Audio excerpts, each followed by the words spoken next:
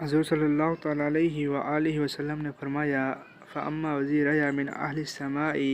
فَجِبْرِيلَ وَمِيكَائِيلُ وَأَمَّا وَزِيرَيَ مِنْ أَهْلِ الْأَرْضِ فَأَبُو بَكْرٍ وَعُمَرَ۔ میرے آسمانوں کے دو وزیر جبرائیل اور میکائیل علیہ السلام ہیں، اور زمین کے دو وزیر صدیق اکبر اور فاروق اعظم رضی اللہ تعالیٰ عنہم اجمعین ہیں، اور وزیر بادشاہ کی اتباع کرنے والے ہوتے ہیں، لہٰذا جبرائیل اور میکائیل علیہ السلام حضور اکرم صلی اللہ علیہ وسلم کے امتی ہیں، یا یوں کہے کہ حضور صلی اللہ علیہ وسلم ان کے بھی رسول ہیں۔ حضرت عبادہ بن صامت اور جابر بن عبداللہ رضی اللہ تعالیٰ عنہم اجمعین فرماتے ہیں کہ حضرت سلیمان علیہ السلام کی انگوٹھی کا نقش لا الہ الا اللہ محمد رسول اللہ تھا،